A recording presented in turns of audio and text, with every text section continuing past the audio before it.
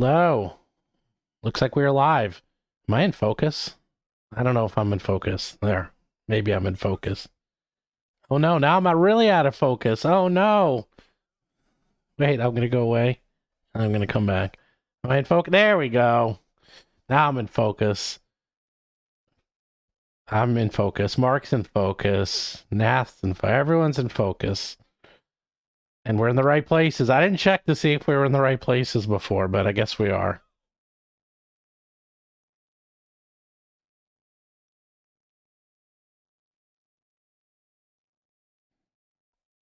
Hold on.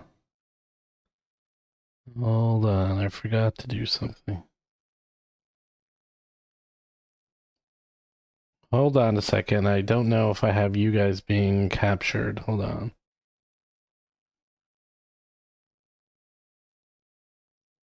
Here, now talk. Huh. I can't. I don't think you are. I don't think you guys are being... Hold on. I'm trying to find the right one. Trying to find the right channel. I've been having a lot of trouble. Talk now. Hello. There we go. How about me? Am I here? Yes. Am I here? Yes. Oh my God. Yes, no, my computer has this thing recently, as of last night, where it kept disconnecting all the USB ports. And so I started to rearrange all my USB ports, but the problem with that is then OBS gets confused, and I thought I had them all, but I didn't. So don't worry, you didn't miss anything. It was just me saying I was out of focus and Mark saying he's in focus. There we go. So there we go. Now everyone can hear everyone talking. So once again, welcome everyone. Everyone can hear us. Another Yay. live Roll for Combat channel talking thingamajig.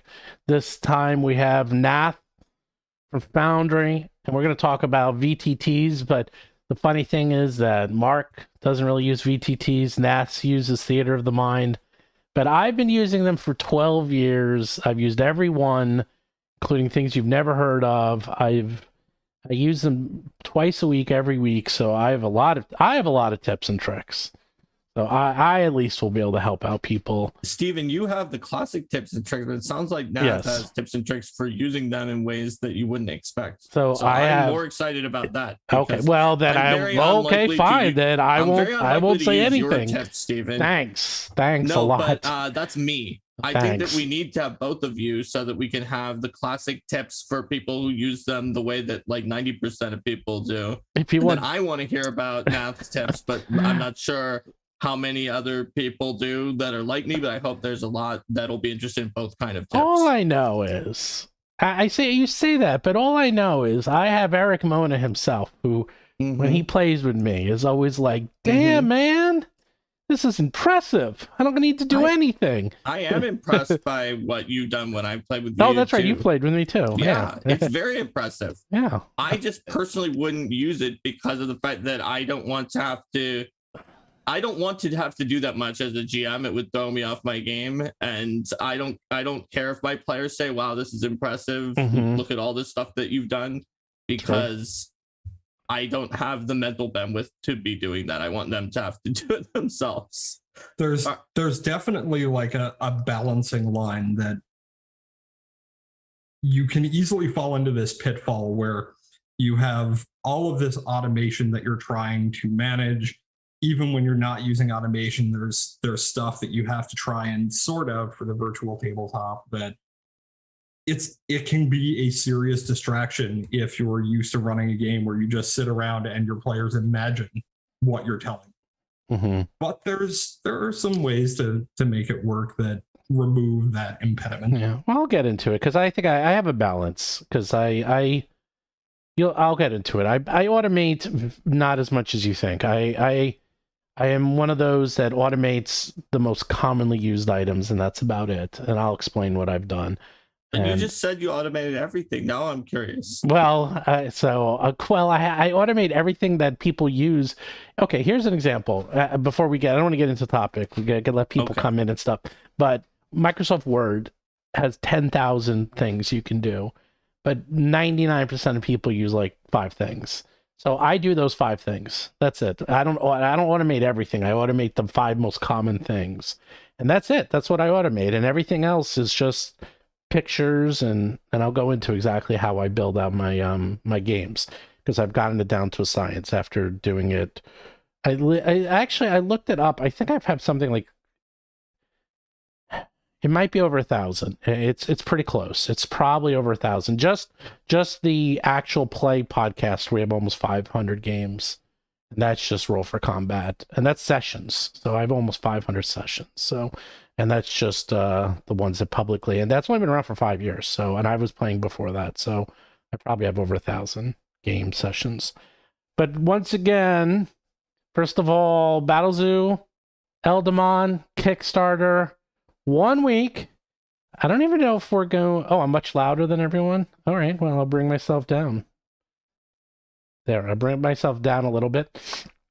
And we will have a big Kickstarter next week where we have so many things. I'm very tired. I'm very tired. I'm so tired. These Kickstarters, they take so much out of you. Be all about the Kickstarter? I guess. Because it's going to be on the day. I know. Are you going to be like turning your head to the screen and like fixing people's Kickstarter issues like during the stream? No, there's nothing to fix. Once it goes live, there's nothing to fix. The only thing is that people talk to you a lot, and then because once it's live, so it's you'll locked. be responding to their comments. So you will be responding to their comments too, my friend. Wait, I don't know if I even have the authority to respond to their comments on the Kickstarter page. It's public. It's public. The comments are public. I'll be responding to Reddit. Am I going to be responding to everything? I yeah, guess I'll just you're just going to be everywhere. Overwatch responding to everything. You are. Wait, you're doing a Reddit. Ask me anything. That's next right. week. And there goes my dogs.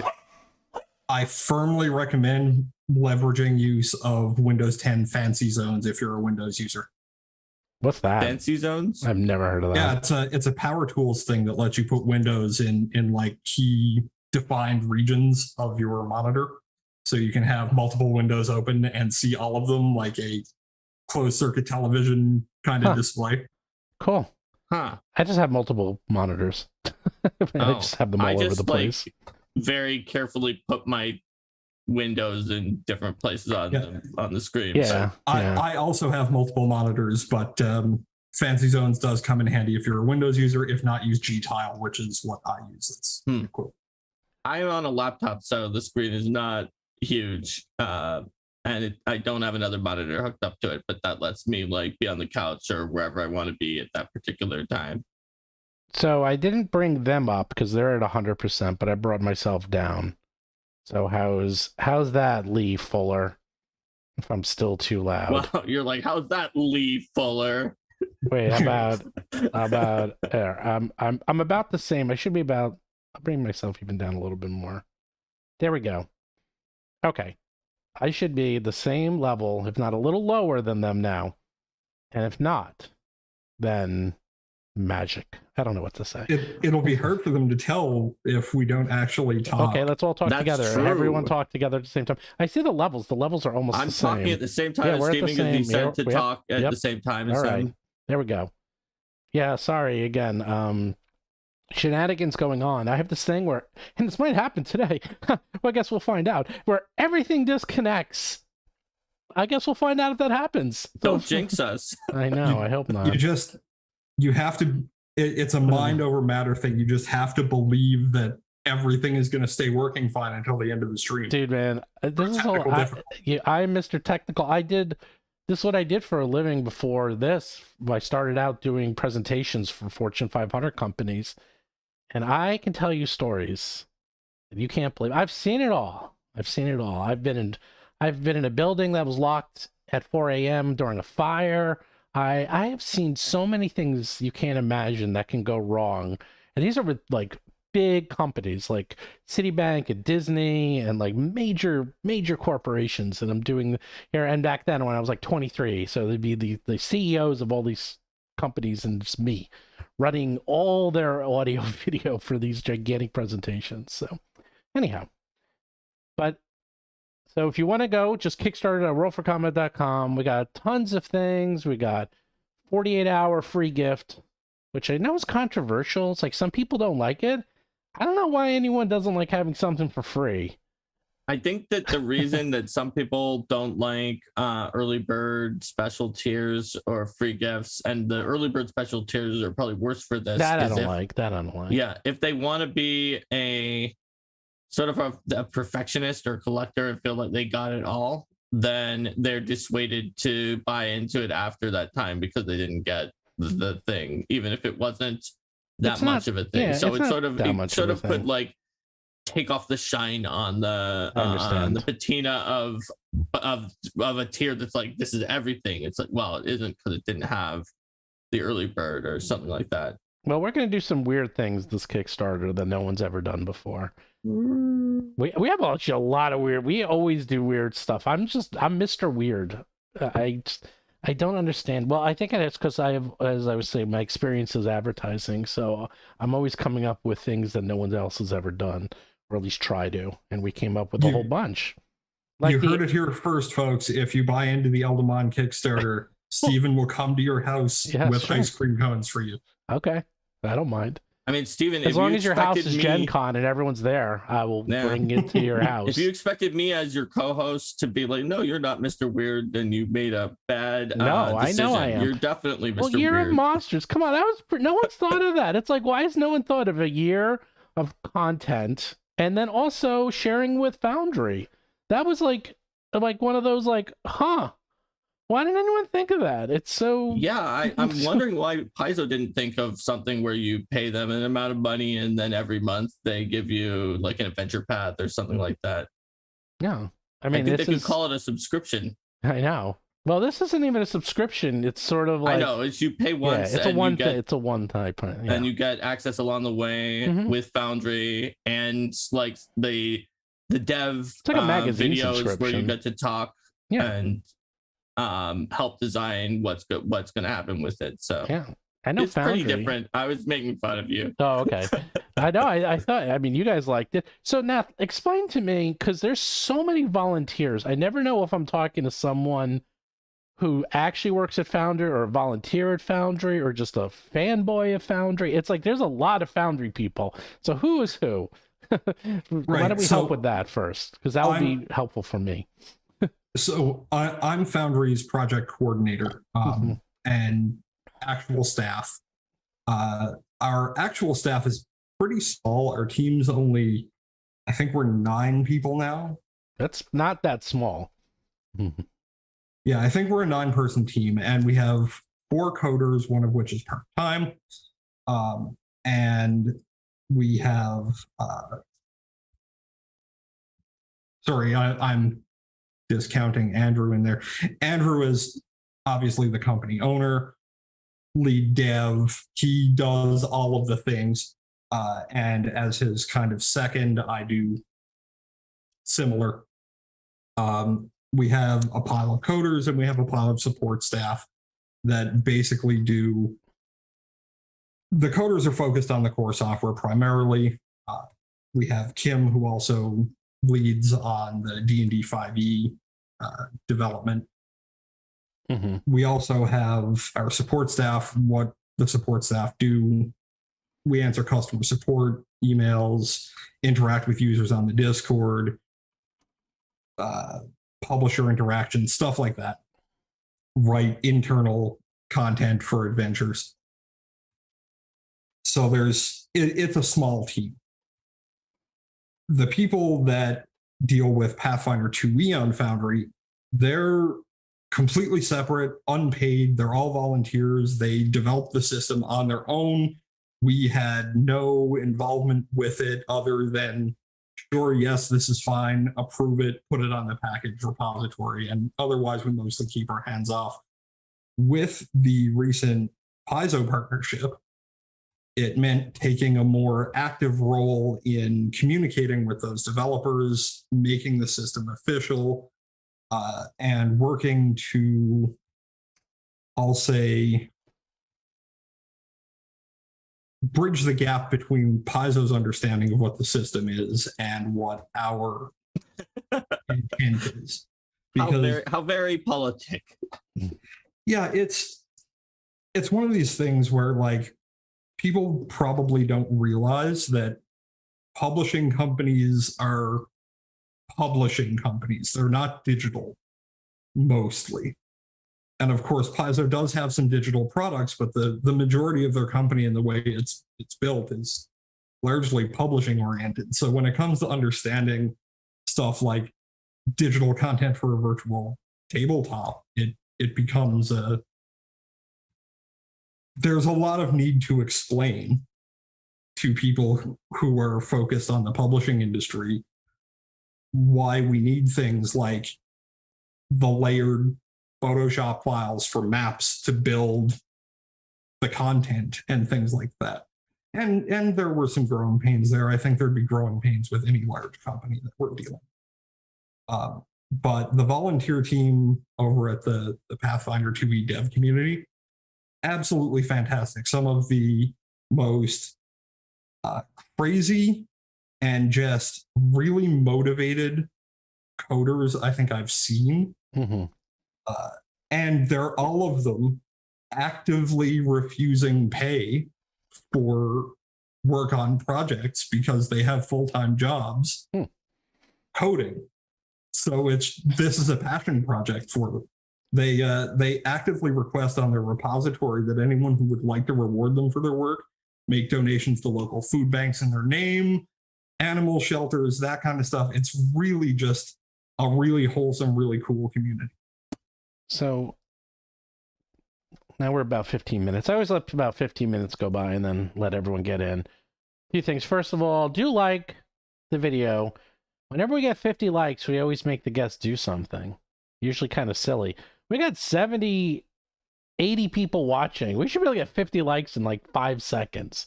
So let's get those likes up there. If you have any questions, feel free to ask them in the chat. If you do a super chat, we answer those immediately, right away. And if you want to join, every little bit helps.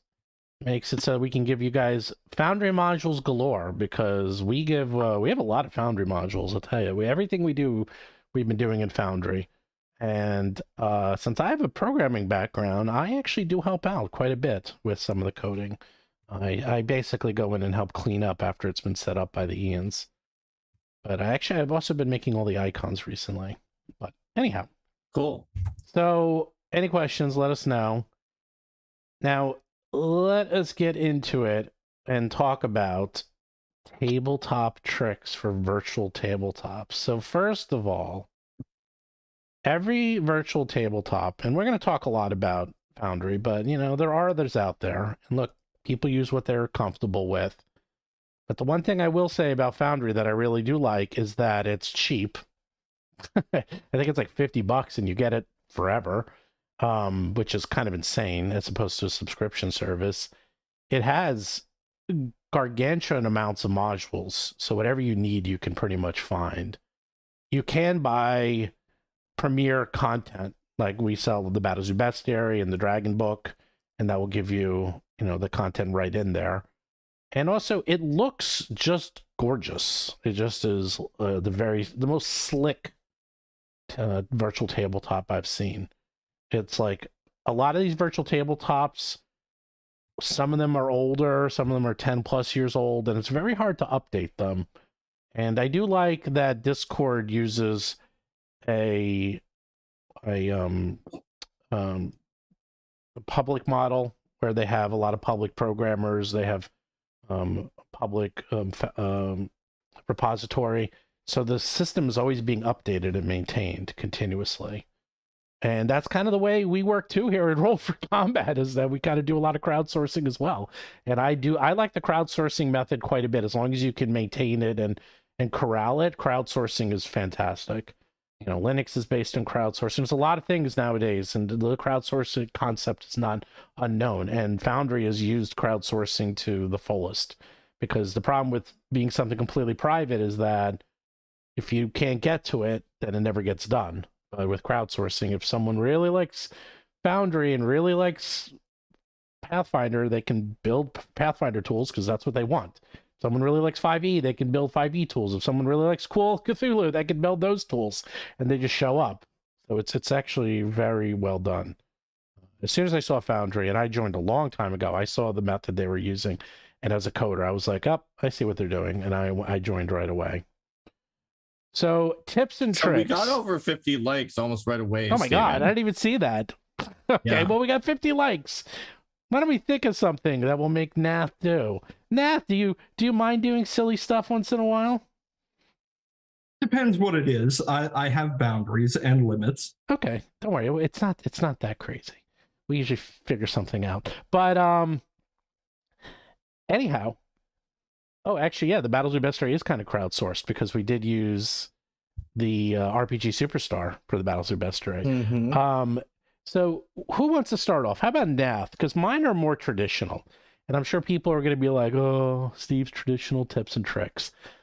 I don't know. I think some people like them. They just aren't for me. They're not for you. Well, I want to hear Nath's because I've said mine before. I've said it on the podcast. I've said it on the show. So I want to hear some new ones. What is Nath's top 2 or 3 tips and tricks that you do when you're playing your VTTs? Okay, so number one, we regularly see users who come through, they just bought Foundry, they've just installed their first game system, they're ready to bring their entire world into Foundry, get all of their players set up in this campaign. The number one thing, the first pitfall that everyone hits is Foundry has a lot of features. People who just start assume they have to use every single one of those features in every session. So it rapidly becomes a mounting pressure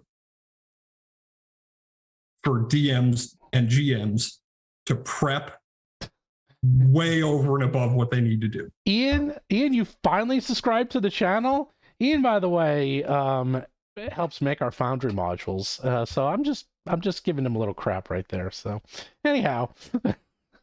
So given that impulse is to build everything, use every feature, really show off what this new piece of software you've got can do, people inevitably burn themselves out with game prep and fall into the pitfall of, well, I can automate tiles, so I need to have these automated tile interactions. So when my players move their token over this tile, it'll trigger this event and pause the game, and you don't need to do that.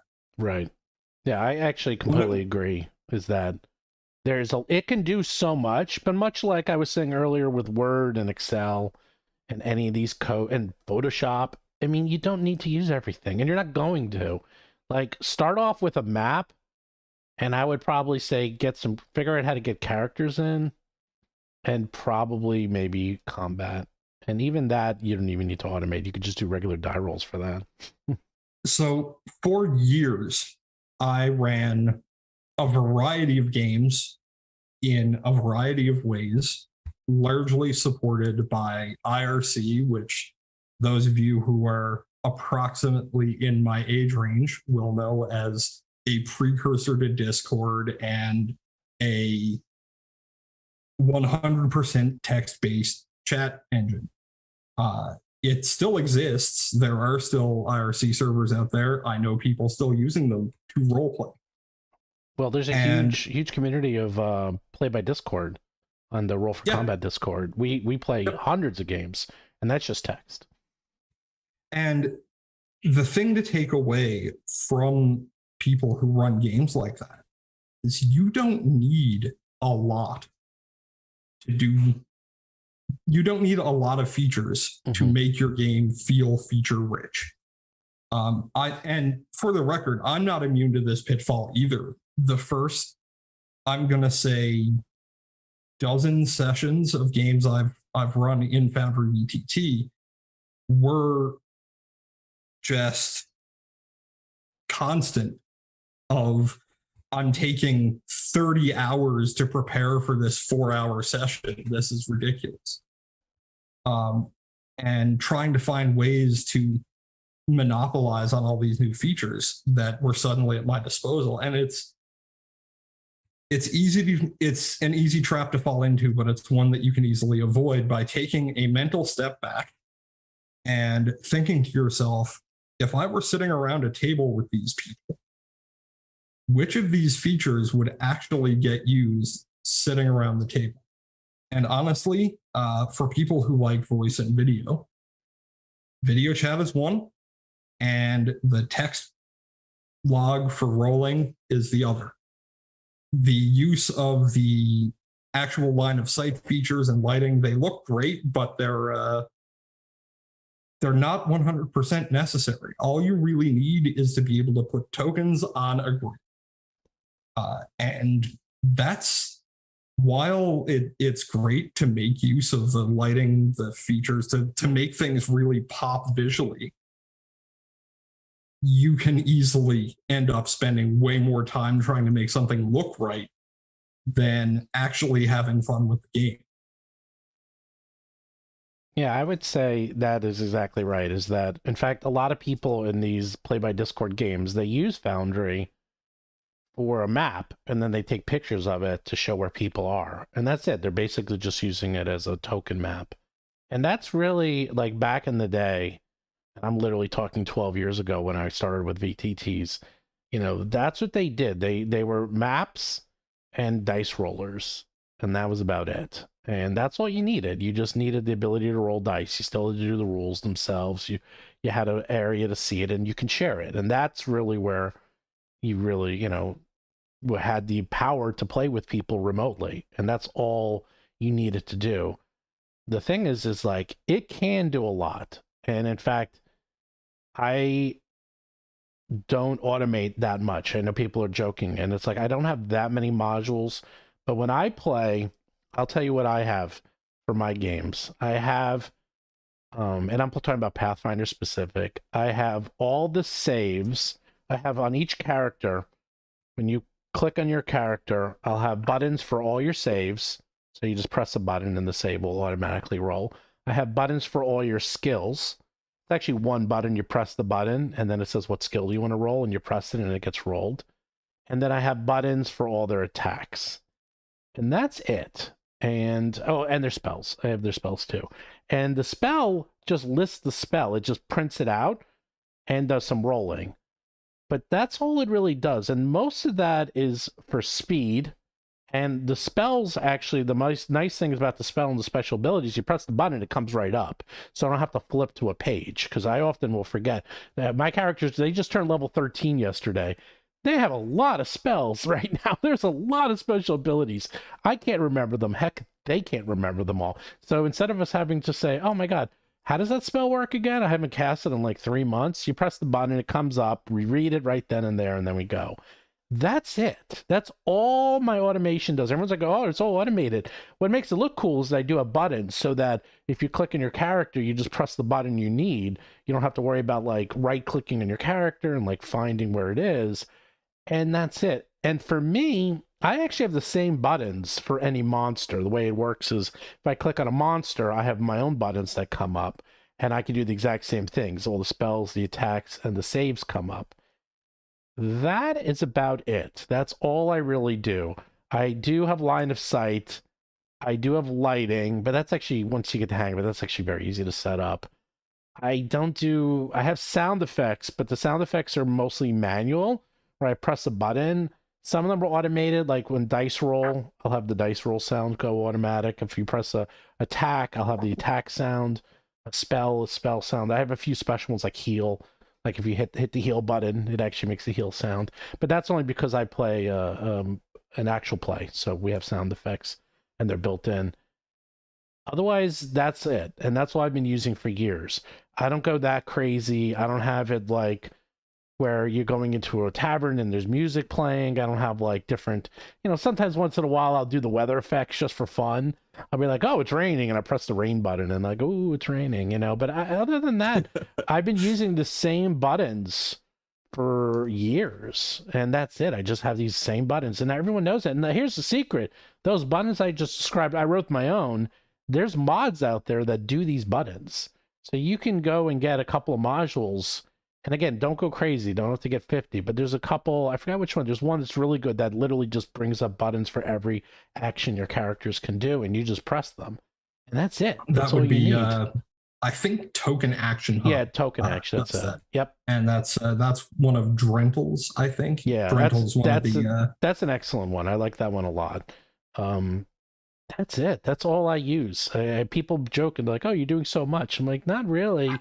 It's just it does make it very easy for the PCs, because I'll tell you, the big issue that I had, or at least when we started out, is that you don't want to stop the game to explain to your players for 10 minutes how to do something. Like, how do I attack that character? How do I attack that monster using my attack? How do I? It's like, well, you click and then you drag and then you hit the button and you do this and you do that. I'm like, nah, just press the button, and then I see it. I'm like, okay, you hit. You know, that's it. It's that's all I'm doing. I don't have to worry about you, and then I take care of the hit points.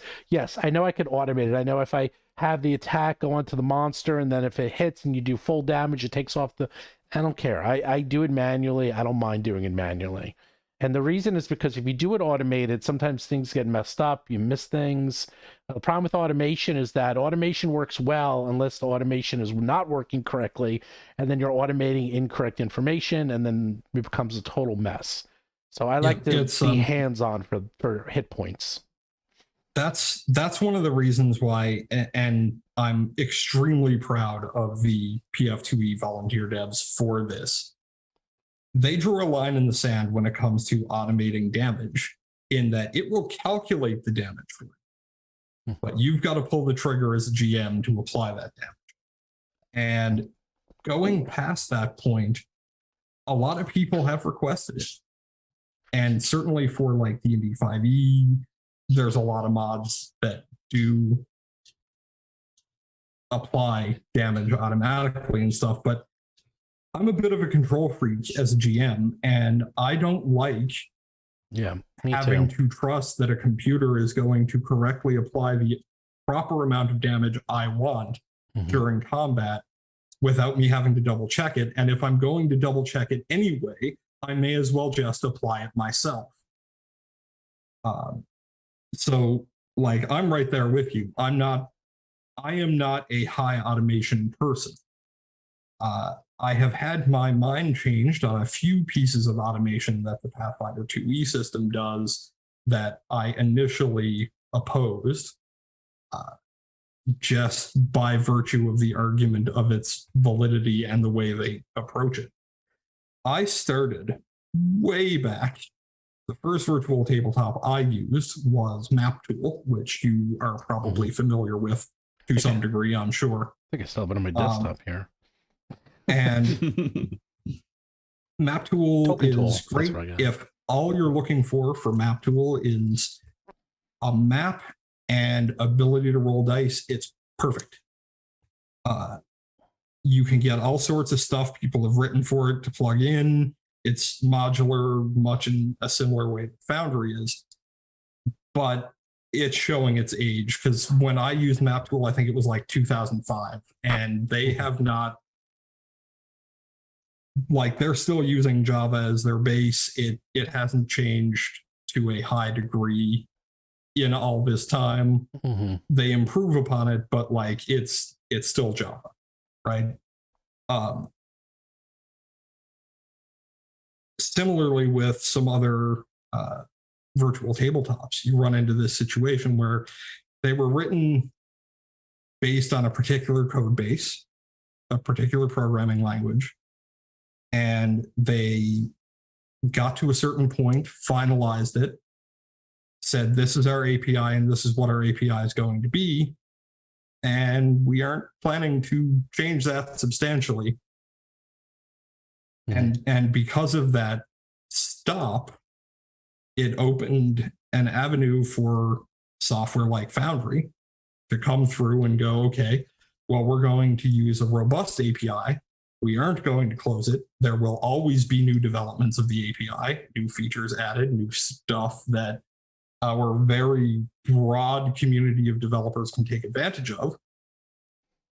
And we're going to try and stay at the forefront of JavaScript, which is constantly evolving. to try and motivate people to just do cool stuff, which is how we ended up with over 1,000 different packages on our package repository. To turn it back to discussion of character sheets, you mentioned buttons and displaying like chat cards that show you your attack and the details of it. That's all stuff that the PF2E system for Foundry does out of the gate. And of course, D&D 5e as well. It's become a trend that if you are a game system that has a license that allows you to include abilities, spells, attacks, all that stuff in the game system, they just make it so that you can click on it on your character sheet. It'll pop into the chat. Everyone can read it and go, awesome. All right, cool. I know exactly what this does now. I don't need to look. So it is the way when it comes to systems. That's just how it works. So when it comes to starting a game, the thing I would recommend is that do not start a large campaign out of the gate if you're new to VTTs. I would recommend doing a society adventure, Starfinder, Pathfinder, a one-shot, something just to get your feet wet. And this is mostly as the GM, because now the GM has a lot to do, because the GM not only has to prepare the game itself, they have to prepare the VTT, they might have to enter in the character sheets. You know, there's a lot that has to happen. What actually I've done in the past is I sometimes will have a person help me. Actually, Vanessa, who knows Foundry really well, she has helped me out, and she is in charge of like the character sheets. So she actually puts the characters in for me, because so that way I don't have to do everything. And that's been a really big help, especially if characters are like level 12. So, you know, level 1 character is not so bad, but once you start getting into the double digits, it starts getting a little hairy with those character sheets. So it's nice to have someone help you out. And again, and this is something I would strongly recommend if you're running adventures. If you don't want, you know, if you really want to save time, I would buy them. I have no problem buying the premium modules, because it is, you can do it yourself. You can definitely do it yourself, but boy, is it a time saver to have everything in there. And I will often even redo the modules and move things around and adjust them, but at least all the monsters and everything's in there. I don't have to enter, all the tokens are there. Like that I don't need to do. All the walls are made for that actually takes the longest. Doing walls and lighting can be a pain if you're going to go that far. And there is that free tool, which has been discontinued, and it's still supported, but there was a free tool that will import, again, for Pathfinder, any of your, you have to pay, you have to make sure you bought, it only works if you bought the PDFs, but it will import the maps and do the boundaries for your PDFs into Foundry. And that's a big time saver. But now with your partnership, you can literally just buy the modules. And we do the same thing at BattleZoo. So when it comes to the premium content, one of the motivating factors for us taking the level of prep that went into things like Beginner Box or Abomination Vaults was in fact the PDF to Foundry module, because Fry Guy, is the dev behind PDF to Foundry. He actually continued on longer than he intended to, knowing that we would be releasing the premium content, and he wanted to get to a point where he could draw a line and say, okay, I'm only going to maintain what I have up to this point and let the premium content do its thing. It's the amount of work that he was voluntarily committing for PDF to Foundry to keep maintaining that content. Like, I don't think people realize he was actually sitting down and prepping these adventure books. Yeah, that was not automated. He was using your book to make sure that you were using the licensed material, and then he would take it and then put the maps on. It was like he would slap all the maps and the walls onto the pictures. Yeah. So basically he had done the work to select the actors and to deal Right. with, you know, automating the token production based on the artwork from the PDF that you were handing into the module. Same with the art, putting the walls and lights on the map. He would do the walls and lighting generation so that that JSON data existed. And then it would, when you handed this PDF into the module, it would verify that it was in fact purchased from the Paizo store. Right. And then it would import all the images and text from the PDF that you gave it. And then it would apply the walling, lighting, create the tokens for you. And I think a lot of people don't actually realize just how much work it is to do the walling, lighting, and like tokenization and the organization of the text adventure, the interlinking, all of that stuff. That's hours and hours worth of labor that he was committing for free every month for people to just take it and be able to do what they were doing. And the quality of his work, while good, it's not, it motivated us to take the quality of what we were doing to a higher level, because while you're dealing with reasonably good maps for use in a tabletop setting from a PDF, they aren't virtual tabletop ready because they were designed for print. And those two things are very different. Print and digital are an entirely different medium when it comes to laying out maps. So we knew going into it, if we were going to approach the maps, we needed a way to bring higher quality maps from the original source material beyond what a PDF could do. And we needed to be able to offer maps that would be 100% grid ready for use from jump. And we needed to take things to a higher tier than just a PDF import, because otherwise we're just selling what Fry Guy was giving away for free. Right. No, I was amazed because whenever Fry Guy, those maps, it's like the module will come out and then his module, the actual PDF module will come out, and then within a day or two, his module will come out saying, okay, it now works. I was like, damn, man. I mean, I know how much he had to do by hand because it's not magic. Everyone's like, I mean, I work in computers, I build websites and technology for a living. Everyone's always, it's magic. I'm like, it's not magic. It's a ton of work. It is more work than you ever want to know, and it is incredibly hard, like very time consuming. He was, the thing is also, it works on scenarios. He has a lot of scenarios in there as well. So if you want to start off and learn Foundry, I would recommend you buy some of the earlier scenarios. I forgot how many years. I think it works at least for like all of year 1 and maybe year 2, maybe even year 3. I haven't used it in a while. But you can use his PDF tool, make the module for you, and then you can use that. And something else I do recommend is if you buy like the beginner's box, you can see how everything is built. And it's a very good blueprint to show you how to set up modules and you know, from a professional point of view. In a weird way, it's almost too much. It's like I've seen these and I'm like, damn, man, that's like, okay, I just wanted to know some basics. Like this is like almost overkill. Like they go really crazy. And it's beautiful and well done, but it is almost too much. Like even they do like the skinning of the boxes that pop up and everything's custom. And I'm like, you don't need that.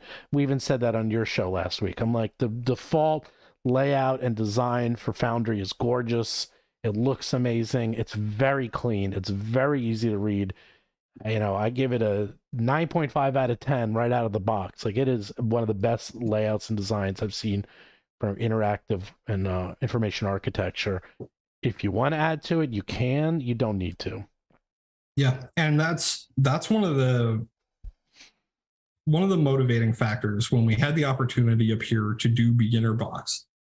It was an extremely tight timeline. Like we went from, we need to make a decision on if, like, we have the opportunity to do the beginner box we have 4 weeks to do it if we're going to do it. So the turnaround time on Beginner Box, it was a week worth of pre-production and 3 weeks worth of actual work. And that was for 4 people, 5 if you include marketing. Was that time restriction so that you could hit the Reddit Beginner Box Day? Yeah. It was a series of just really good coincidence that led to us deciding to launch Beginner Box when we did. We were mid-production on Abomination Vaults and had intended on releasing it in April, right in time with the first book of Alkenstar. It was all supposed to come out at once as a big kind of, and we were going to time our release with the hardcover release. So we had a choice with the team we had of, okay, do we tell everyone to pause production for a month and just like we finish up Abomination Vaults and then we just sit on it until release? Or do we try and tackle Beginner Box in 4 weeks?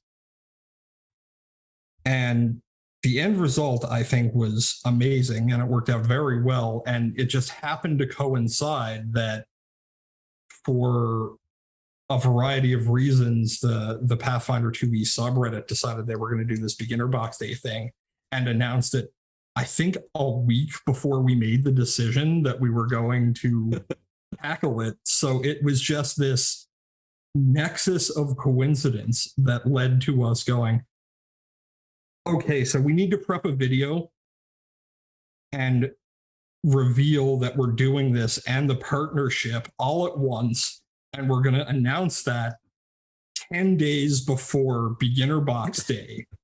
So we need to get enough done on Beginner Box to be able to showcase it in a video inside of 3 weeks. Perfect walling, the way that we handle walling from a company perspective. Ambient sounds, full playlists. We wanted it to serve as a model for people to use for building their own games if they wanted to use literally every. Oh, I'm seeing chat that the live stream has died. Hold on. I think it's still alive. I think it just I don't know what happened. Let's see. Oh no. Oh yeah, I'm just getting a straight black stream. Yeah. Oh, wait, it might be back.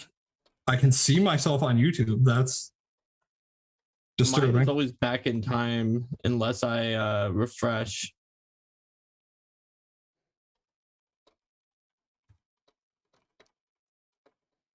I believe in us. It crashed, and we had a lot of people watching too. I know.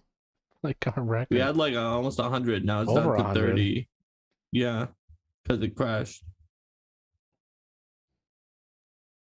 I mean, it says I have a strong connection. It says we're live. Oh, wait. I see us. We're back.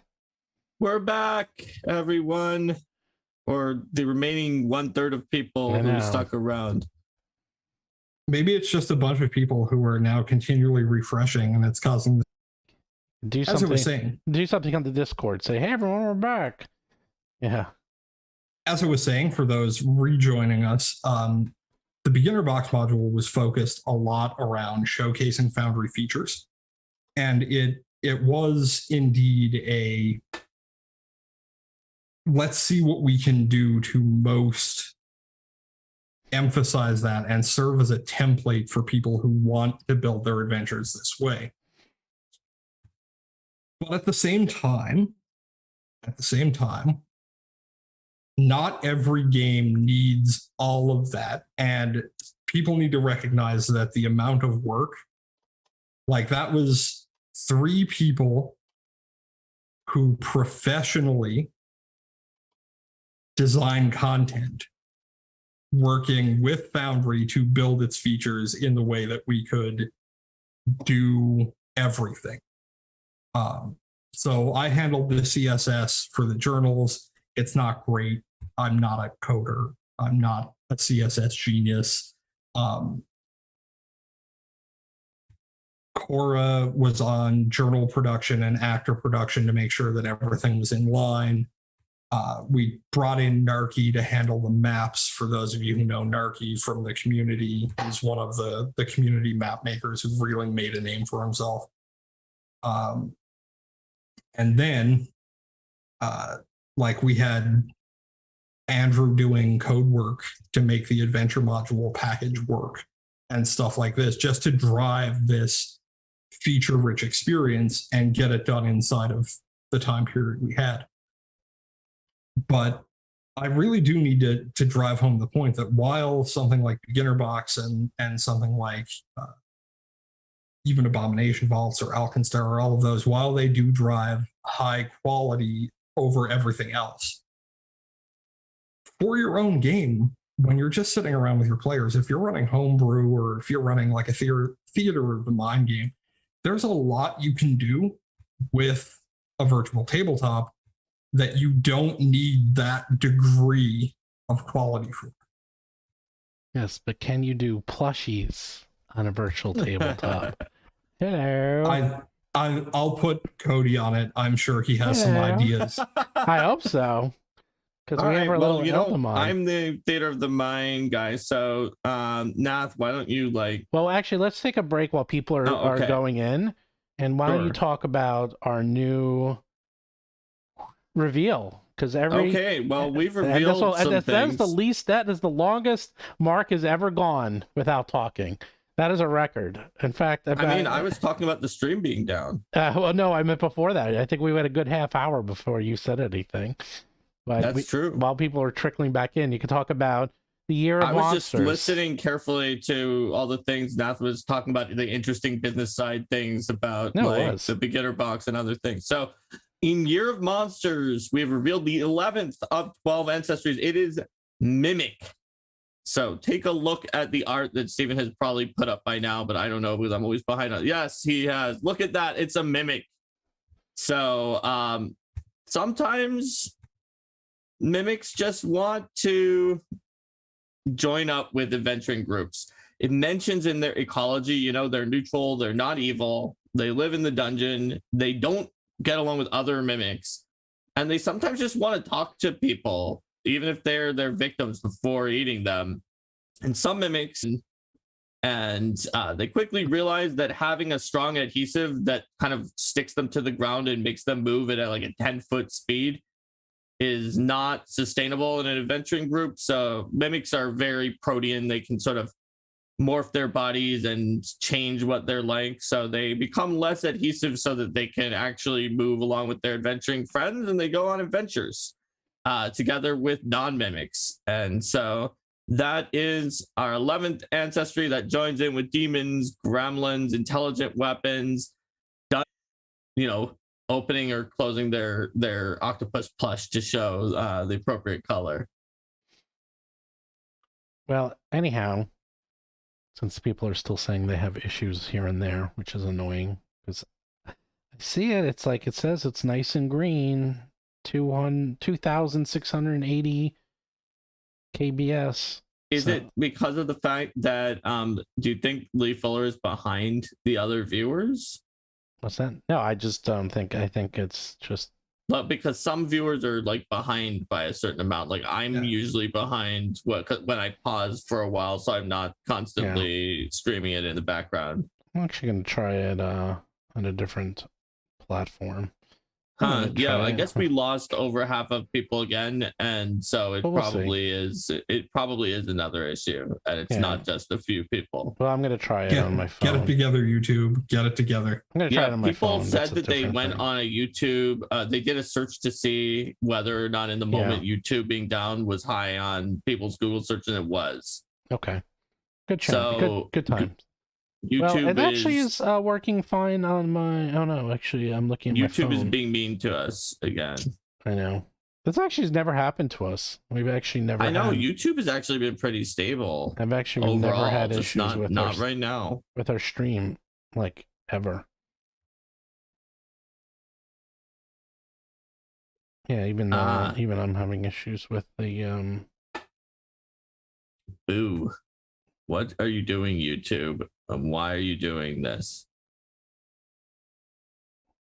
Let's see. I'm trying to figure out if I. When I refreshed there, it went back up. I know it Let me comes see. back for like a few seconds. Well, this might be a shorter one. People said that if you refresh and clear the cache, and maybe people will come Wait, here. I'm hearing YouTube. I'm hearing us complaining about YouTube now. I know. Anyhow, so we're back. If anyone has any questions, and if you want to see, yeah, I'm on the phone too. I opened it on my phone. And it seems to be fine. So strangely, if you use a phone, I actually know why, because they use different platforms. I won't get into the technicalities, but I could see why it works on the phone and not the desktop. But anyhow. I won't get into it. So if it's working now and we're back up to 60 people, it looks like it's working now. 57, 60, that's more than enough. Yeah, there you go. Heck, I'm touching my nose. First of all, Mark Edwards. What? No, he asked if I should touch my nose. Mark Edwards, I am touching my nose. Oh, okay. That's how you know. So first of all, we need to think of something to have Nath do because of the fact that there are 50 or more likes, especially to try to do it before like Nath. YouTube collapses into a singularity of failure. Nath, and then after that, I want to know Nath's tips that will be good tips for me, since I'm theater of the mind and don't really use a VTT for like maps and movement. So what about do you do voices, Nath?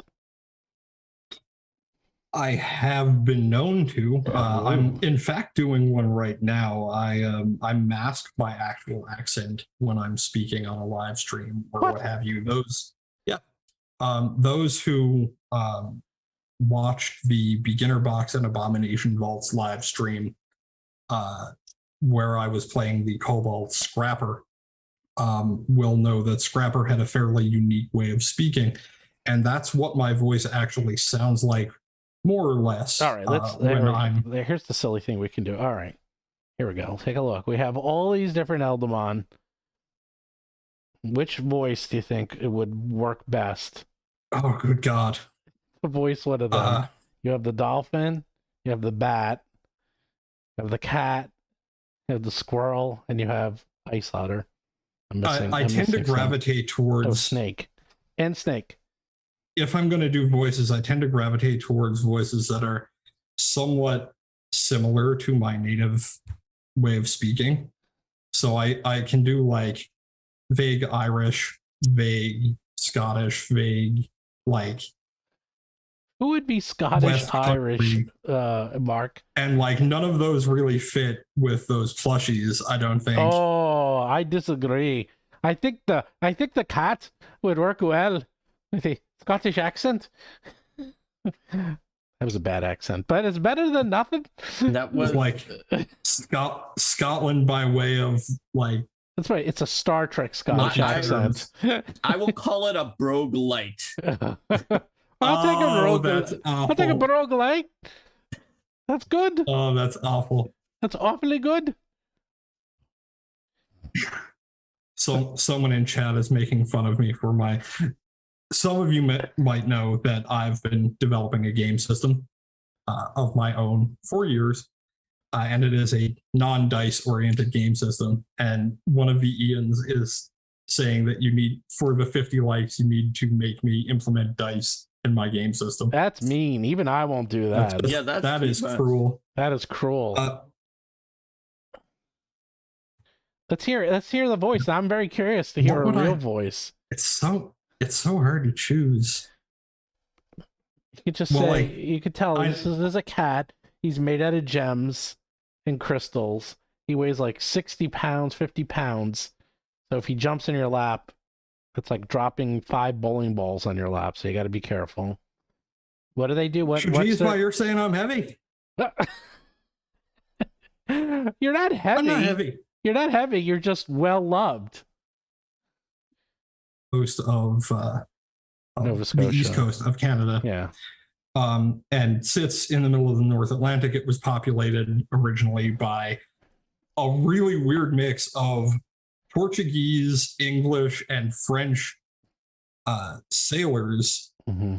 many of whom, when ordered to go back to their countries by the people who brought them there, because the province was uninhabitable during the 9 months of winter, just said, no, we're going to stay. So the level of accent changes from bay to bay, and the part I grew up in was mostly Scottish, Irish, and West Mhm. Country English. Yep. So I grew up in a place where everyone, like, the term bi is a genderless way of referring to everyone, even though it originates from boy. Using some to mean very is common. So, like, it is a perfectly appropriate sentence to say dinner was some good, and things like that. Yeah. I ended up developing this reduced accent and way of speaking as a result of years spent working in call center customer service. So if you speak with an accent in call center customer service, it is a great way to end up with irate customers. So you learn to adopt a more neutral North American kind of mid-Atlantic way of speaking. Yeah, there's a Broadway show that's closing soon called Come From Away. Oh yeah, That is, yep. I've seen it twice. It's excellent because Newfoundland had one of the busiest airports in the world, because before you can do transatlantic flights with one tank of gas, every single airplane in the world would have to stop in Newfoundland and refuel. So it actually was, it's a gigantic airport. It's still there. And, but then it kind of went away. But then on 9/11, they had to ground like 25, 30 planes there. And there was more people on the planes than there were people in the town. And it's a story about that. And that's exactly the accents they use in the show. It's really good. I actually know a fair amount. And I've been there. Actually, I went there for a wedding. And I had to take 4 airplanes to get there, and then I had to drive for 2 hours in the darkest roads I've ever seen. And it's like it was planes, trains, and automobiles. Or in this case, it was planes, and automobiles to get to my friend's wedding, and was quite interesting. So yeah, I had an excellent encounter with a friend of mine years ago who was from New York, who talked about coming to visit us in Newfoundland, and he'd just drive up because, it's how far could it be? Oh. And I'm like, okay, so you need to realize that if you're just going to drive up, you need to leave on Wednesday. Yeah, my friend did the same thing. Actually, it was his sister. So the guy who got married, they're very into driving in the cars. His sister drove up. It took him 24 hours from Connecticut to get there. Like, it's far. Crossing the province alone from one end of the province to the other is a 12-hour drive. Yeah, it was a literally 24-hour drive. It's very easy to take, longer than people think it will. Yeah. So we do have a super chat. Rage, Yay. The promised end. Do you think pre-gen characters or building from scratch is better to get people into a new VTT? Well, people is a term that I'm not sure, because you have 2 people you have to get into the VTT. You have the GM, who's probably the more important one, because they usually decide what platform they're going to use. So that's why the beginner box is so good, because it's very turnkey, and it has the characters, it has the maps, it has the adventures, everything's in there. I personally don't think it matters as long as the characters get in there. Whether using a pre-gen or a character built from scratch, because most likely the GM is the one who's going to get it into the VTT. So in the end, whether it's pre-gen or built from scratch, someone's got to get it in there. I think almost a better question is it better to use pre-written content, whether it's whether it's a bought module or a free module, and use that to get into the VTT versus trying to set it up yourself. And in that case, I think it depends how comfortable you are with technology, computers. And if you're just not that comfortable and you just don't have the patience and you've never done this before, I would definitely get the pre-built modules and everything pre-built and watch some videos to like dip your toe into it. You know, it's hard for me because I mean, I'm a coder. I've been coding for 40 years, so this stuff is like breathing to me. So it's very easy for me to jump into these things. So I'm actually more interested in what you guys think, especially Mark, because Mark literally you use VTTs very sparingly. Well, I too am curious to hear Mark's answer because I don't want to give mine yet. okay. So I would say that it doesn't really matter to me whether it's a pre-gen or not, but that I don't usually like to play iconic pre-gens in organized play adventures. I'd rather play my own character, but I'm good with playing pre-gens in one-shots that are like built around that pre-gen story and they're tied into the one-shot. So well, this is getting into a VTT. So this is the Sure. intro adventure. But This is you're the one. saying if you want to get me into a VTT in particular, like my opinion on how to get other people in is I don't know. Like I'll listen to you. Yeah. But you both said you wanted to see what would be better if I thought I was trying to get myself into it. And I think that there is some benefit of having something like it depends on if you have to load it into the VTT. Like if I can just build my character and not have to load or import it into the VTT, I'd rather have my own character. And if I am forced to put it into the VTT for integration, then if I'm learning a new one, I don't know how to do it, and there's not a lot of time, then I may prefer to play it with the pre-gen just on the grounds that I don't have to load it into the VTT. But I would then want to play an adventure that was built around those pre-gens because I am weird, and I know a lot of people don't mind this, but I don't enjoy playing adventures that are like generic and any character could be in them with a pre-gen. That's just kind of another idiosyncrasy of mine that doesn't work well with this because obviously I'd rather not load anything onto a VTT because it takes a lot of time. So I'm going to say some things that may cause some controversy in response to this. We love it. No, not one who regularly guest stars on your stream. Yes. You know, recently had a video release where he commented something along the lines of, it doesn't matter what game system you're using. The game system is there to facilitate you telling a story.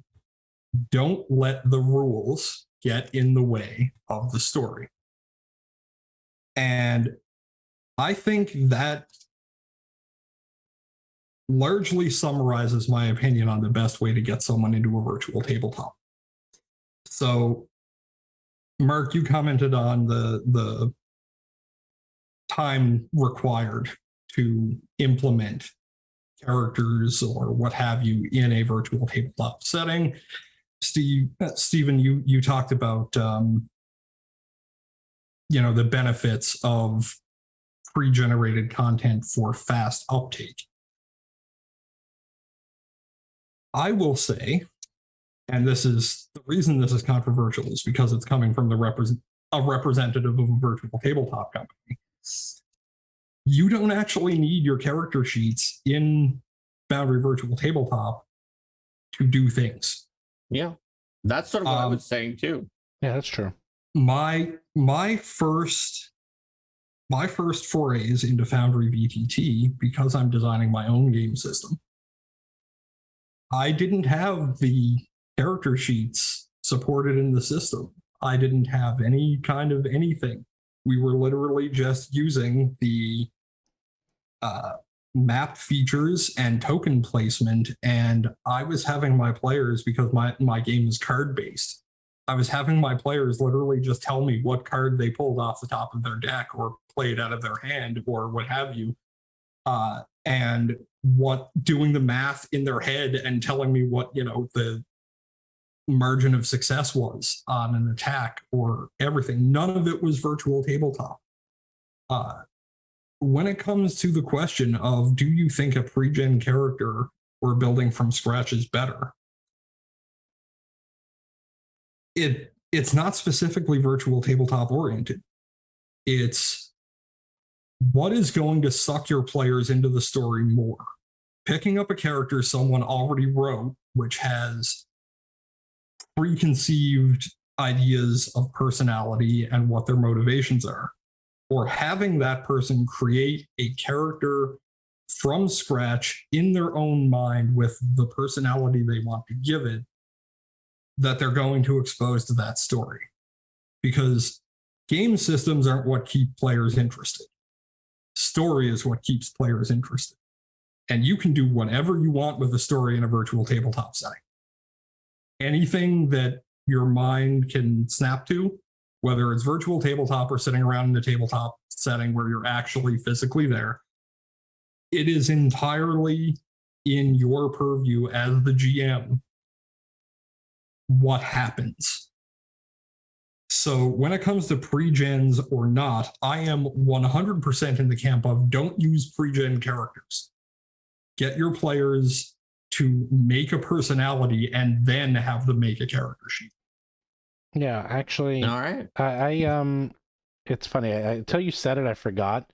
The only things that I have for my character sheets and my VTTs is I have their saves. I have their. I don't even need their armor class in there. I have it in there, but it's not needed. The only reason I have their armor class in there is because I have a lot of characters like monks and stuff who have the ability to change their armor class on the fly. So I like to see it, like what it is, so I know. I have their hit points. I do have all their skills in there. And then, as I said, I have their attacks, and that's mostly to automate the dice rolling. And I do have their spells, and that's mostly to have the text. But that's it. So, in the sense that I don't have like all their inventory, I don't have like I don't have all their special abilities. Like I have what I need, and all my characters play with a character sheet. They don't use the VTT as their character sheet. None of them do. Most of them have their character sheet and they use that. The VTT aspect I use is the hit points I have, because that's what the VTT is very good at, is keeping track of everyone's hit points. Obviously, whenever I do the automated dice rolls for saves, that has to be in there. And when I set up monsters, it's the same thing. For monsters, all I need for a monster when I build my monsters is I need an icon or token. I need their hit points. I need their saves. That's it. That's actually all I need for my tools to work. I usually put their AC in there just because it's an easy thing to put in there. I will put in their attacks. I don't even bother with spells usually, or if I do, I only use the spells that they're going to use. Like if there's something in there like, True Sight, or like Zone of Truth, or some non-attack spell. I don't bother because I'm like, it's never going to come up, so I don't need that. So I basically just put in the bare basics. In the old days, I used to put in everything, and I'm like, I don't use any of this. I just throw in here's hit points, here's the saves, done.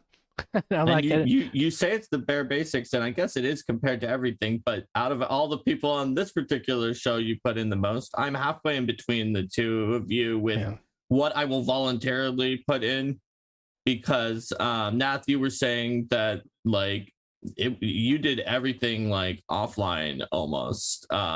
Like I was willing to do GM rolls and blind GM rolls or table rolls with my modifiers, which I had on my character sheet, and I just manually inputted. So that's a little bit more using the tool with as a player. And then eventually Linda got fed up and put my character on there, so I didn't have to do it. I just like having the saves in there, especially the saves, and it's so easy. Like those are very simple numbers. You don't have to worry about a lot of math. Like it's like the okay. Items are the part that is items are really terrible. annoying. No. They are constantly causing problems for everyone not because the system is wrong. Foundry is right. Just someone forgot to say it was both worn and invested, or some little toggle that if you were the actual character in the world, you would know that you weren't wearing your shirt. But we can't see it on the screen. We just eventually find out that something is wrong. I have a Google Sheet document that has all usable public items that's maintained by everyone, and it lists all the potions, it lists all their scrolls, it lists their like daily item uses. And that just lists all the items and lists each character, and then we just keep track of it, yes and no's if they've used it for the for the day. And that's the item use. And that's not done. That makes sense. Yeah, I don't even use that in a VTT. And because it's a Google Sheet, everyone has it. And it's really been useful because at this point, like they're using level 6 heal scrolls. It's like they're high level. Oh yeah, they have something like 50 consumables on 2 characters alone. They need it just so when they're talking, because these fights are very complex. Our guys are they're very technical, so they really aren't getting into the fight. So they will go through and look at the sheet to make sure, like, okay, how many scrolls do we have left? How many potions? What do we have? What can we use? We're getting our asses handed to us. We gotta like figure something out. And then that fact yesterday, Mark, that's when I was talking to you, is one of our guys used the Cloak of Elven Kind, the Greater, and became invisible. And he was invisible, and the bad guy was invisible. So it was literally a submarine game of cat and mouse, where every time they sneak, you don't know where they went until they act again. Well, you know what? They were sneaking around each other. John did a seek. He found him. He went up to him. He attacked him. He critted him. And I'm like, and it was like all max. Everything was max. And then I'm like, DC 10 or DC 11 check, flat check to see if you can hit him. Linda always rolls those flat checks first because she gets so mad. I make him roll after. I make him roll after because it's more painful if they miss. Yeah, well, she gets mad, so she rolls the flat check, and she won't roll anything else until after the flat check. He rolled the 13, but he had a hero point. He would have used it. Okay. And then 70 points, 80 points of damage, dead. And the funny thing is, there was this epic battle going on in the north part of the dungeon while the other people were fighting in the south. And they're like, you guys had this huge thing going on, 2 invisible people killing each other. No one saw it. Nobody saw anything that just happened. So I do want to say that obviously my style of using theater of the mind or doing the numbers in my head, it doesn't work for everyone. Right? I understand why a lot of people get value out of automation or putting the sheet in. But for me personally, and like having created Pathfinder 2nd edition, I have a weird perspective that most people don't have. I am more likely to notice just from my mental math when like someone's like does a 25 hit and one of the players says, yes, it does. And I'll just be like, based on my not looking at their character sheet at all, my mental math says they probably should have a 26 AC. I don't think that hits. Are you sure? And then they go in and find that, somehow the rune didn't get applied to their armor.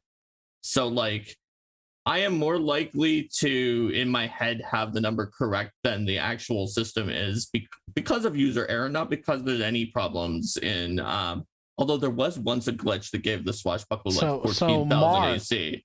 She did get 14,000 AC. That was very, very impressive, especially since that was more than we've ever seen before. I tweeted about it immediately, and the people were like, you need to update to the next version of Foundry. That's only in the previous version. So, Mark, you are a VTT because you do everything in your head. So we and Well, like I having designed the system, I know benchmarks and expectations, and I'm like, oh, their AC should only be that low. you're like, If they those numbers sound wrong. if they like didn't have, if the rogue didn't have 18 dexterity at level 6, which I'm pretty sure she does. So let me ask. Mark claims to be smarter than the entirety of the Pathfinder 2E dev team combined. No, definitely not. I'm more likely to catch something that was a mistake from user error on our I get it. Like then the system is to catch something I know exactly. that I didn't know. This happens all the time, in fact, because I'll be like, wait, that number looks wrong. Because we know this actually just happened the other day, because we're like, I know the scale for level where the numbers are supposed to be for trained or master, and you and I know these. Yeah, you know the numbers. I know numbers pretty well. So if the numbers, like the other day, someone's number was in like the mid 20s or even high 20s, we're like, it was like 26 for level 12 for a craft check. We're like, how's that possible? Inventor. Like, that's how it's possible. Otherwise, that number's too high, and we were trying to figure it out. They're like, how's that? That's a way too high number. But that doesn't seem off. If they have specialty crafting, I think they could have up to 27. Right, they had a 20, but even 26 is really high, and that's very good. Wrong. They have to have the specialty crafting skill feat, pretty much. Okay, we're getting off topic a little, but yes. Realistically speaking, I mean, the system is only ever as accurate as the information it's given. Of course. It's a bingo. So it's one of the reasons why I don't trust automation for damage. It's one of the reasons, like, there's so many different game systems that have so many disparate and complicated rule systems related to calculating the exact level of like damage on a hit or weight of an item or what have you, and nothing is ever going to be 100% accurate and perfect because it was put into the system by a human being. Right. I actually do have a backup for that. What I do for all my damage is I list out all the rolls, because my PCs, even because especially I have 2 monks in 2 games, and they have a lot of different attacks that change constantly depending on what types of strikes they're doing. We have a 1-inch punch, we have the 2-action 1-inch punch, we have the 3-action 1-inch punch. Like, all these are different rolls. So when they press the button, it actually lists out all the rolls so they can see it's done correctly, or if they do a key strike. So that's worked out very well for me. I would definitely not have it just say 26 and that's it, because that's where mistakes happen. Like, I literally have every die listed and then the number. And that, of course, is how the Pathfinder 2E game system handles it. It's how D&D 5e for Foundry handles it. It's how pretty much every game system that I've seen used on Foundry does, like, attack roll breakdowns. This is what went into it, and this is the final result. Yeah, and it's just the better way to do it, right? Yeah, if you're not using that, make sure you do, because otherwise you're gonna have problems. I guarantee it. But you also run into the issue that to have all of that breakdown, you need to first have that data input on the character sheet. Sure, but also if you didn't do that, and assuming that my assumption, and or at least for me as the user, if you ask me to like not even have the character sheet, but just do a custom roll, I will put the correct amount in the custom roll. But I or someone else in the group will have some error somewhere in a weird thing on their character sheet that causes the derived numbers 5 steps later by the system to be wrong. If you see what I mean. Like, if it's like, all right, Mark, put in the damage roll for your 1-inch punch. Or Linda, put in the damage roll for your swashbuckler, and she's doing a finishing move. Like, if we just inputted it, then it would be right. But the reason why it gets wrong is that some small thing was off, that then, often with the items, that then ramified out to a statistic I later do on. like the way Pathfinder especially is built, because the way it works, at least the way I have it for all the skill checks, is the skill checks are literally the math for the skill check. What is it? It's like your level plus your proficiency, right? And that's it. And it just does it. Like, I do have to change manually the proficiency in your character sheet, but it just, as your character levels up, the skills all go up. If I do have item bonuses, I do always write in notes to say where the item bonuses come from. So my thing is, as a coder, I'm used to putting in comments everywhere. So all I'm literally doing is putting comments anywhere that the formula needs to be updated or changed slightly. So if yesterday someone literally found a druidic vest, which gives you like +2 to nature checks. So item bonus +2 from whatever druidic vests. Now we know. Like so a year from now when we're playing, like, where'd that +2 come from? It's all in there. Everything's in there. I never just put numbers in and just oh, they got an item bonus +1. That's it. No, I always put in notes in everything to make sure that we know where that automation comes from, because otherwise you'll never remember.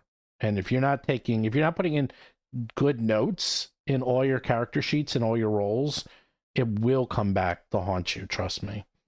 So at this point, I am too curious. I can't wait any longer. I want to hear some of Nath's tips for how to use a VTT in a way that is lighter and is more in keeping with the kind of theater of the mind games that I run. That would be something that I might use, because if I like them enough, I might use it.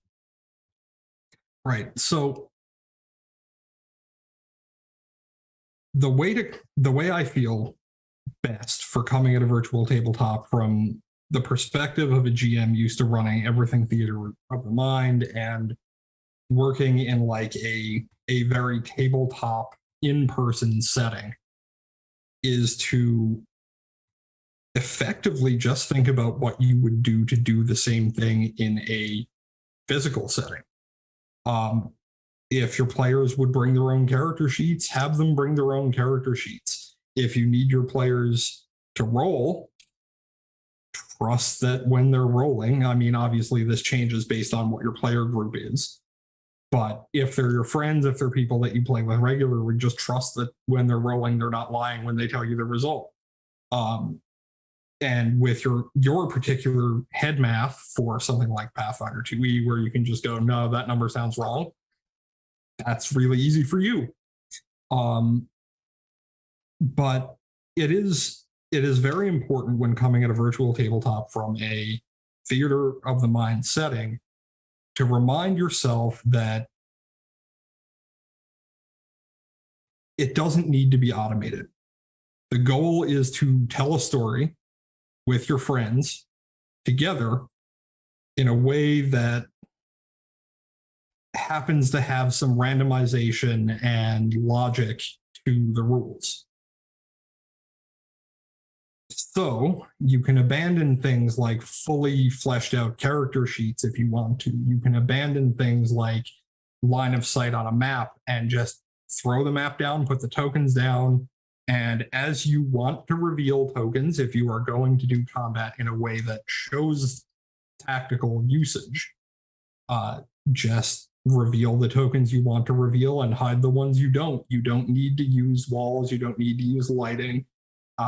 For scenarios where your players are more role-playing heavy, that aren't combat-oriented, where tactics and position in a room don't matter, throw up a image you fished out of Google or your own asset library for what might set the scene, a bit of concept art or whatever. Just throw it on the scene and let the players see it.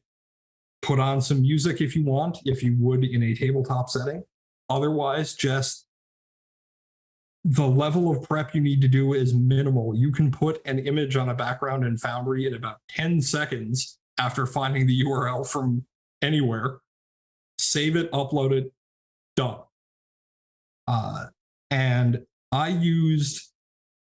when I first started out, I got into the habit of trying to make a map for everything, even social encounters, and trying to place tokens for social encounters, making my players manually move their tokens from position to position if they were moving through the room to talk to someone different. And it gets really tedious, not just for you as a GM, but tedious for your players really quickly. So stop it. Just do what you would do in a tabletop environment. Here's a piece of concept art. This is where you are. This is a concept art for the character you're in conversation. And just let it go. Communicate with your players, tell the story, and don't worry too much about the features use them minimally because less tends to be more. And when you do get to that moment where you do want a big, important encounter that has very involved tactics, you dust off the tactical map, the grid, you get a high quality background for your scene, you do the walls, you do the lighting, you do all that for that one event. Because then when your players are thrown in there, it will have way more impact because they're used to having just a picture to look at. So it brings the features to the forefront when you need them instead of bombarding the players constantly. Yeah, Okay, in fact, so that is interesting. So pitch it to me then, and the answer might be just Mark. Maybe it's not for you. I am a GM who does, like you said, where I don't usually run maps for combat encounters. Sometimes, like maybe once or twice per campaign, we'll have something really ridiculous, and I will put down a map for that. Like you said, like the highly tactical super finale. There's all these things going on, but that'll be like 2 sessions out of 100 sessions. So, why should I have everyone open up and get into my Foundry server rather than like put the images up on my Discord server just in the chat while we're all doing voice and video chat without a VTT for the other 98 sessions? If I'm not going to use a map and or any of the automation with the character sheets, I'll have them roll their dice. So as someone who ran games using Discord side by side with Foundry text-based, pasting an image into Discord is easy. It will accomplish most of what you're looking for. But getting the players into Foundry also comes with 2 things.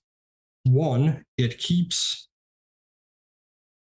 you certain as a GM that your players are in fact looking at the same thing together, so that when you hit show players, it pops up on their screen as a big like slap in the face, here's what you see. Same with revealing a scene, whatever. The other thing is that, I don't know about you, but my players have a tendency to kind of wander away, particularly in text-based games. And you end up with this like 10-minute pause where you're waiting for a response from someone and they're not typing. It's really hard to do that with Foundry open because if their mouse isn't moving, you know they're not sitting there. That's really still part of the same one. The second point that I'll make is that even if you aren't using the actual tabletop canvas, there are features of Foundry that can be leveraged as a GM. Things like the audio suite for mixing ambiences or putting in music, revealing journal entries. One of the things that you can do with the journal system is if you have a character that you want to reveal chunks of information about, being able to hit that show players button, you can do that and have, certainly as a V10, you can do it per player as well. Right now, there's a module that the awesome Mooman created to do the same thing. But being able to have a pre-formatted, ready to go, you know what it's going to look like when you show it to the players because it's the same thing you're seeing. That's not as achievable with Discord. And I don't know about your players, but my players, we used to use a wiki to do that. And being able to fill in details as they went for, okay, well, we met this NPC way back here when we first raided this town. And now we're 6 months later. What was that NPC's name again? We're now meeting them again for the 3rd time. What has happened in between now and then that we know? All of this can be logged and formatted. You can get the picture of the NPC in there. You can do this full biographical information and just it's there, it's ready. And it's the kind of thing that as a GM, I know I'm kind of a make it up as you go along GM as well. That's stuff that you can really quickly do. Just note in the Foundry instance, and you don't have to worry about where did I put it. And it saves on that note taking while also providing that ability to show your players exactly the information you want to show. Got it. So yeah, I knew you were going to probably mention the ability to show individual players different things, because you talked about in the stream on your channel, or maybe it was one of your players talked about you would play like voices talking to only one person and they thought that everybody else heard it. And that sounds awesome. So I sort of was setting you up to say that one. And you're correct. I am a very improvisational GM. So I wouldn't have journal entries that were prepared in advance probably for a session, because I would make up the journal entries during the session. And so, but I still really do like that feature of like having everyone listening to a shared thing, because but in a way that allows you to actually change it so only one person is hearing something. Obviously in Discord, I could send a text message to one person with trivially easily while we're all in voice and video chat with each other, but I can just like click on them and be like, by the way, such and so. But it's certainly not easy in most things. If you're using Discord or a Zoom meeting or something like that to meet with people, they don't make it easy for you to like secretly send some audio to one of the people. Yeah, that was one of the features of a module called I can't even remember it. It's by Blitz, and it's like Soundscape or sound something. That was just really useful for the kind of horror game that I was running. And one of the premise behind it, the idea behind it, was all of the player characters were infested with this, I'll say, not demonic, but close enough, kind of hive mind entity. And the longer you went without doing a destructive act, the more insistent this voice in their head got. So, as they were trying to resist this impulse, I'd shift them these little snippets of audio that I'd cut together using some audio editing stuff of like these dark whispers of mid-conversation. They might be talking to a very important NPC and something would whisper in the back of their head, kill them. And stuff like this. And it would be to one particular player. So they wouldn't know if everyone had heard that or not. And that led to some very interesting role-playing moments. But it's very important, and I have to drive this point home. The modules you use should fit the game you're running.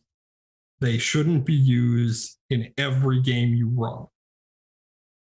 So like I wouldn't use Soundscape by Blitz in every single game because it doesn't do, it's not something that every game needs.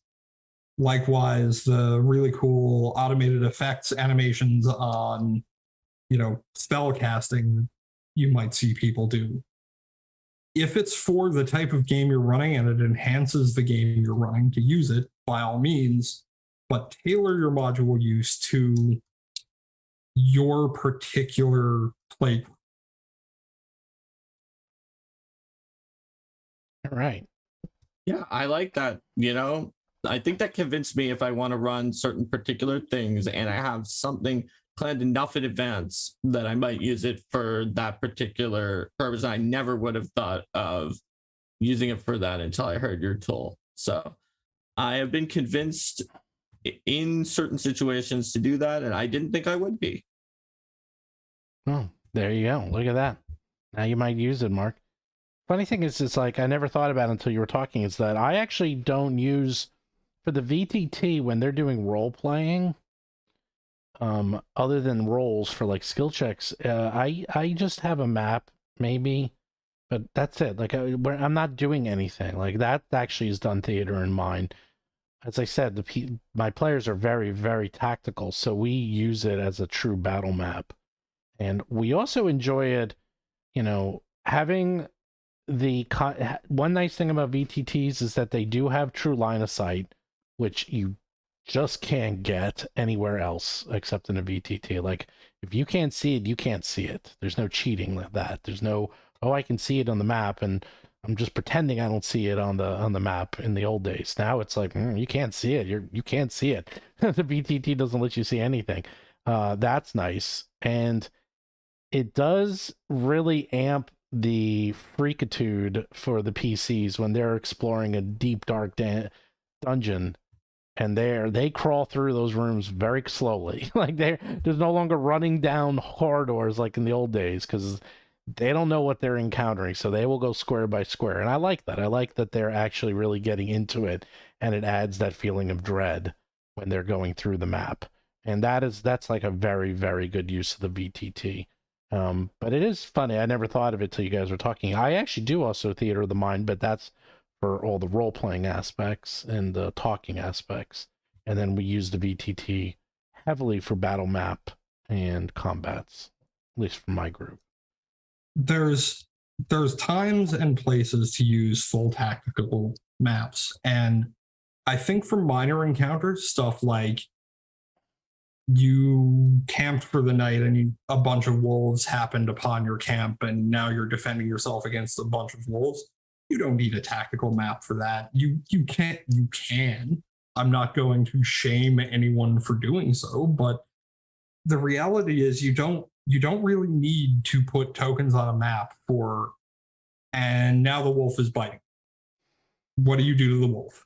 Like it's a very, combat runs more fluidly without a tactical map. If you are a GM comfortable with throwing away line of sight rules and stuff like that, or just arbitrarily deciding there's bushes in the way, you can't see it right now. Like it requires a level of comfort with your players, and I think it falls down a bit when you start getting into like inviting randoms into your game or participating in like something like a organized play adventure where you actually have to adhere strictly to the rule construction. But in like, it's Friday night and I'm drinking with my friends and running a tabletop game, like it's much easier to ride that line of the rules don't really matter. They are just a way to tell this story. Someone did funny mention in the chat about when when the party gets split on a VTT, and this actually just happened. It happened like 2 years ago. We were in they were in a dungeon, and there was no light, and they split the party because like monsters ran away in different directions, and they ran after them, and one of the PCs was left behind in total darkness, and it was like, guys, I literally can't see anything. It's like I literally have a black screen. The other ones ran off. Nobody knew where anyone was. It was a total madness. Everyone was in different parts, and I was sitting there just like, this is beautiful, man. This is exactly. They all couldn't find each other because it was a long dungeon.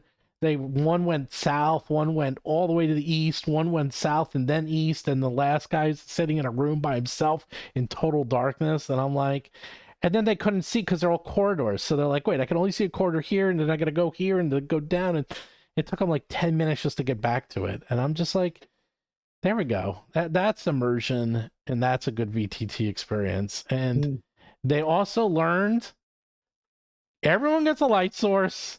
No one splits up. So I've got a similar story.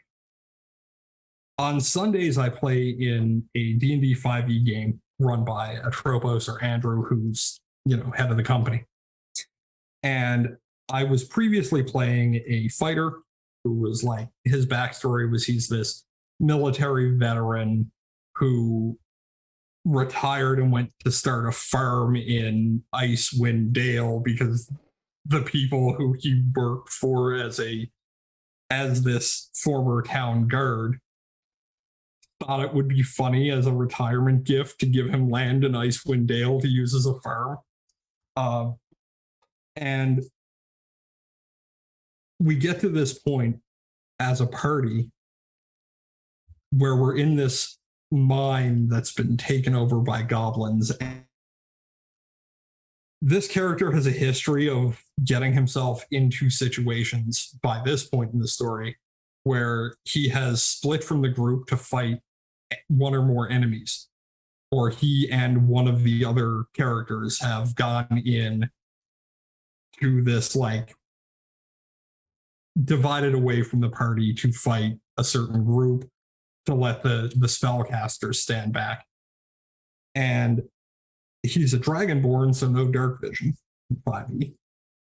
And we round this corner and we're cut off visually from the rest of the party.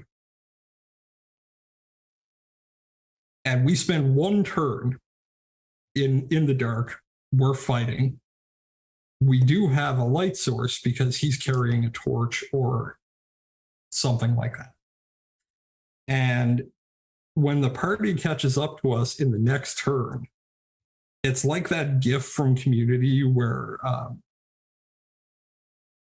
Troy walks into the room and the room's on fire and someone's trying to put it out. Mm-hmm. I had set fire to provide more light source. I had set fire to the straw in the room, and we were actively engaged with goblins and something, and I don't remember what the something was, but it was much larger than a goblin. Some kind of beast, I think. So the party catches up to us, and it's me and this, I think it was the monk, actively fighting these creatures, and they walk into a room on fire, suddenly very bright, where I'm nearly down, and it's just an absolute train wreck of a scenario. And the spellcasters are almost out of spell slots. So it's just this, we split the party for 1 to 2 rounds, and the end result was everything's on fire and the fighter's almost dead. It rapidly becomes a lot more interesting, dark, and immersive when you take half of the party away. Wow. Like for me, talking about immersion and maps and stuff like that, I have a very visual sense of the game around me, but when I see a map, it actually changes it in a way that lowers my immersion, because I tend to see things from like a first person perspective. But when I see the map, I go into this God's eye view, and now I'm like Clash of the Titans when Zeus is like moving the people on the chessboard instead of being my character. And that's totally on me. I know that most people don't have that. So, I can understand that though. Like I can see how it would take you out of feeling like your character to see more than your character's individual perspective. You can, of course, use limited sight radius on your character to kind of accommodate that. Certainly there are GMs who shunt their character's vision into a cone of like, I'll say 120, 140 degrees, so they can only see if they're facing the direction they're facing, which of course does help with that a bit, but it is still a top-down view. So I'm just me. I may be like the weird anti-user for certain features. Well, everyone likes to play a certain way, and everyone likes what they're used to. And you like playing your theater of the mind. I actually, we grew up, we were using battle maps, when there was before VTTs, and I've said it many times. I use VTs so much now that when I go play at conventions, it's weird. Like I'm just like, whoa, what is this? Like dice and pen and paper. It's bizarre. You know, I'm like, I'm not used to it, even though that's how we started out. But you know what? It's the same thing with books. Like I have a gargantuan library, but now I read everything digitally, and it's went back to books and didn't really like it that much. I'm like, wow, I can't make the font bigger, and I can't like change it, and there's like shadow on the paper, and it's hard to read, and I'm like, it's just, it's funny what happens to you over time. And you know, we've been playing for so long, and having the ability to just press buttons to do spells and complex actions, like we run much faster on a VTT. It just is. And it's just, there's a lot of things that we take for granted that when we meet up and play for real in person, it's just like, oh yeah, this is strange, but strange and unusual, Mark. But we've been going for like 2 hours.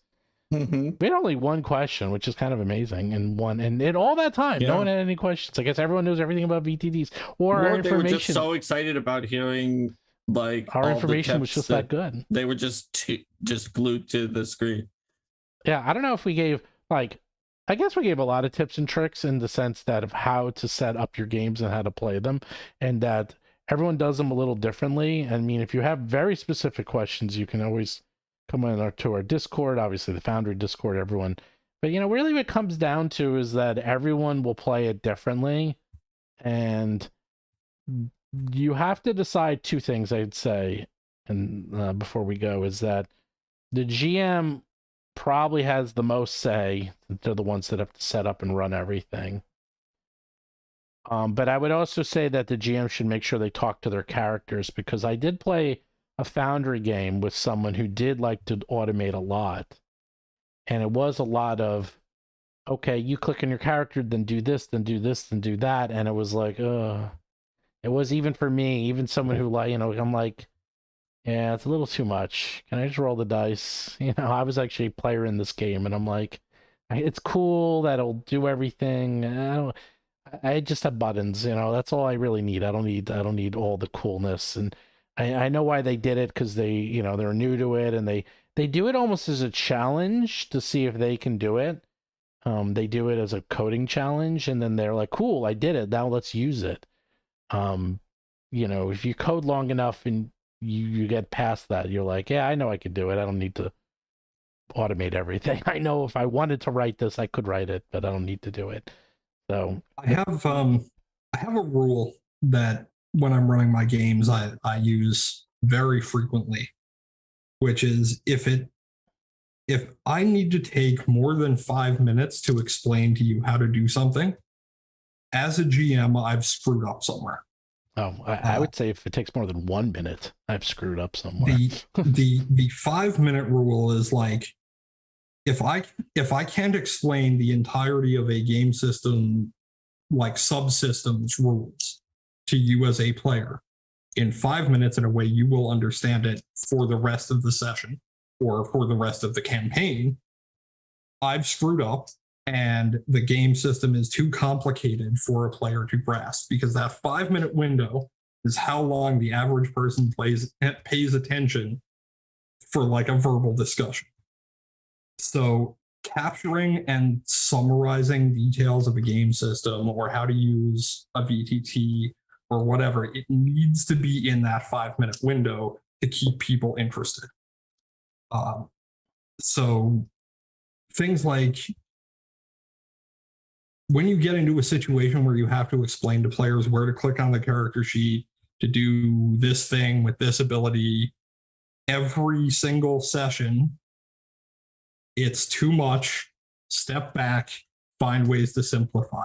Mm-hmm. Because every single second that you are not playing the game and telling the story, you have impacted the immersion, and your players are going to get bored and leave. So we do have a quick question. This will be it, unless someone has a really good one. Will there be some way to rate VTT mods at some point? There's a huge number, and some do the same things. It can be difficult to know what's best for the GM or the player. I presume that's for you, Nath. I don't know what Foundry is going to do. You know, the thing is, like, I'm very big into the WoW, or I used to be very big in the WoW scene. You know, there's a lot of third-party tools out there for rating mods. I don't know if Foundry has a third-party scene that rates mods, but I know there's a lot of people who do a lot of Foundry videos on YouTube that go through their favorite mods and explain them in detail how to use them. But this is like, I presume, a question of will Foundry have a built-in system? So, when it comes to add-on modules, packages, things like that, we do have plans long-term to overhaul how packages are displayed to users for installation, things like that. I personally don't feel that user upvotes or downvotes is a good view into the actual usefulness or popularity of modules, because unless you can subgroup those very strictly, the average, like my table is always going to be different from Mark's table, from Steven's table, from every person who GMs approaches GMing in a different way. And varieties of these modules are going to be way more useful for some people than others. So a simple thumbs up or a thumbs down isn't going to hit that point. That being said, we actually have a fan site run by, those of you may know JDW. He's the maintainer for Dice So Nice. He's the owner of Rollsmith, who makes the custom dice skins. He's a really great guy. We've had him on Hammering It Out a few times once. He runs a website called Foundry Hub, which is a fan community powered by fans. And you can actually go there right now and rate modules if you want. However, there are some modules that will always be kind of universally useful for the people who want to use them. And many of those do end up becoming core features or are based on things that we had planned as core features that get rolled into the software eventually. Prime example of that is ping functionality. So you can ping the canvas so you draw attention to an area for your players. Or likewise have them point something out to you. That's becoming core in V10. Prior to that, there's so many examples of stuff we've implemented that is universally useful or that was planned as a universally useful feature that a module developer just got to first.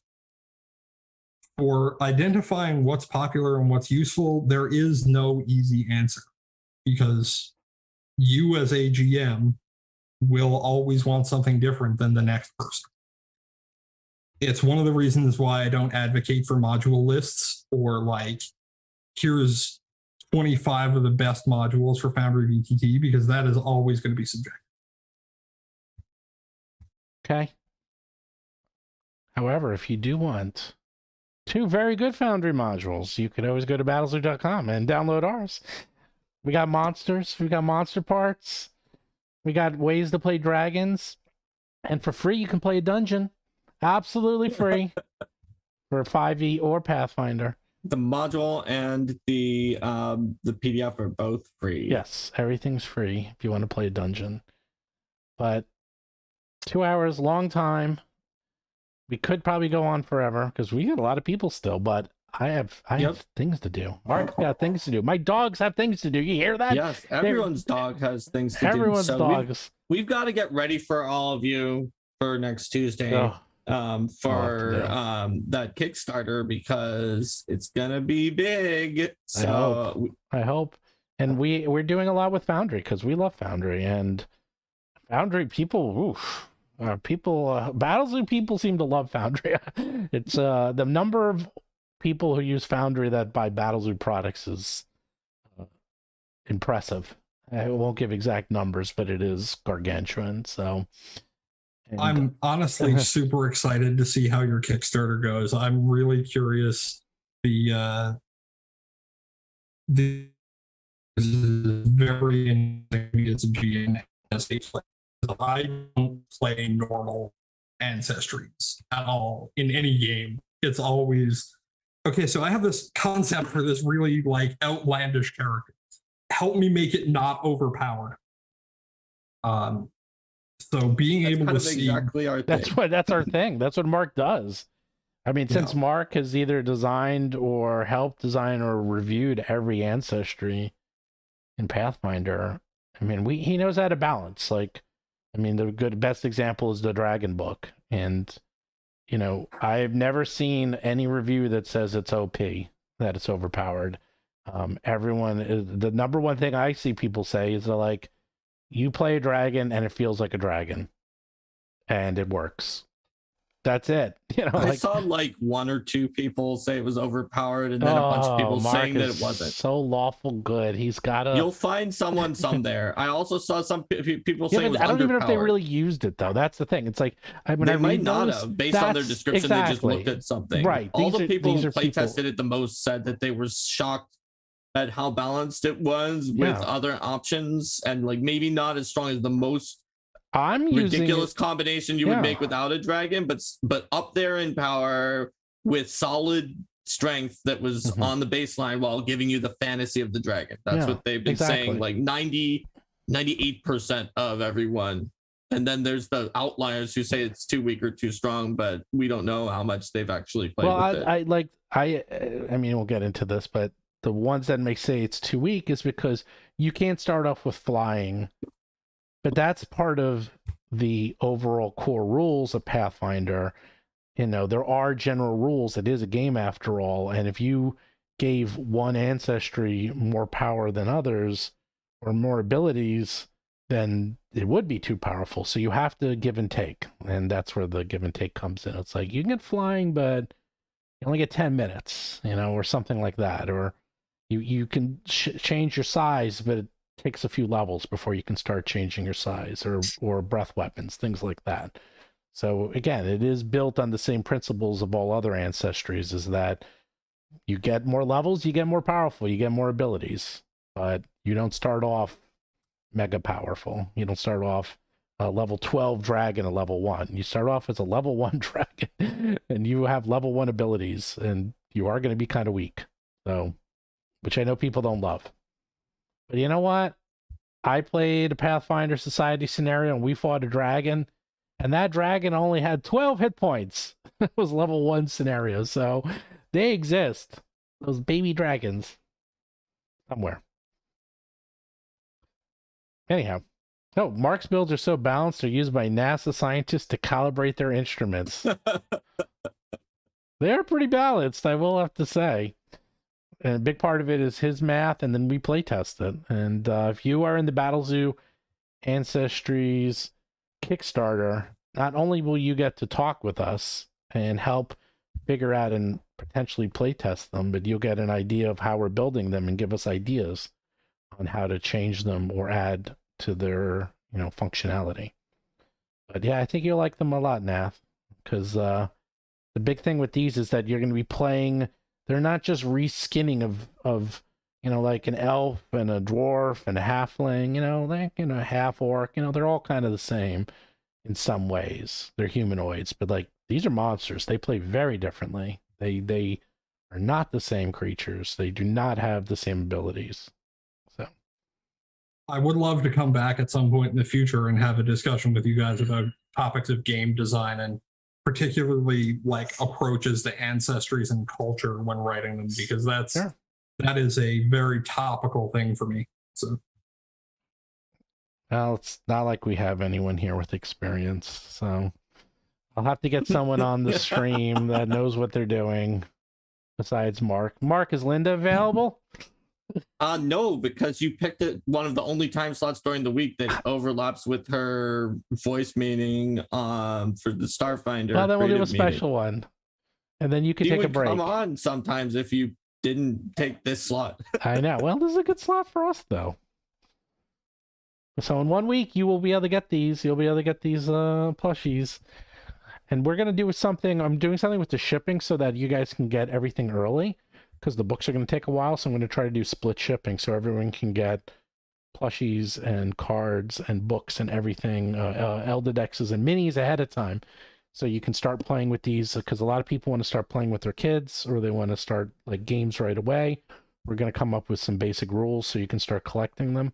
So while we're actually coming up with the heavy set rules, the real rules, you'll have something you can start right away with your kids or your groups and slip it right into your existing game. You don't need to do anything. You literally don't have to change anything.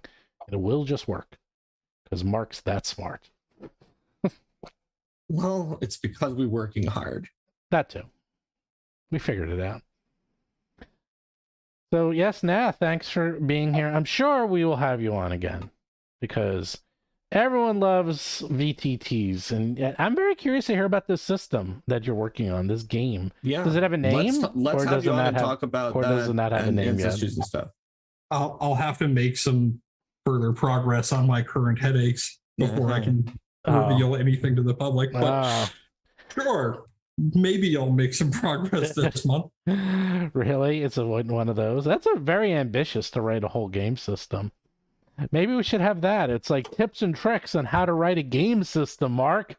Yeah, I mean, because Nath and I both have written some portion of a game system. Yeah. Well, you wrote Dragons all by yourself, and that's true. That's but practically a game system in itself. I wrote a portion of Pathfinder 2nd Edition, and Nath has written a portion of his game system. So I would say I have 50% of a functional game system. Okay, and I wrote slightly less than 50% of a functional game system because there were 4 people writing it. So there you go. That's the system. You've written more of a percent. Now, if you add the percentage of Starfinder I wrote to the BF2, maybe then it gets to be more than 50% of a functional game system. But we're about on par. All right, gents. Okay. It has been great. I assume we are veering towards closing down. Yes. So take care, everyone who's watching. Next week, this show will be the launch show, and the Kickstarter will be live, and there will be all sorts of whatever we're doing. It will be weird, and everything will be revealed, and maybe Steven will have to do something else with the plushies that we've never seen him do before. I don't know what I'm going to do. I'm actually, I don't know. I haven't done a live show during a Kickstarter. I know a lot of people do that. It seems very nerve-wracking, but we will figure something out. I don't even have a topic. The topic will Shouldn't the topic be the Kickstarter? Probably. On the day of the Kickstarter? It should probably be the Kickstarter, but something a little bit more relatable. Probably quite, I don't know. We'll figure it out. An hour and a half straight of you panic screaming about the Kickstarter launch.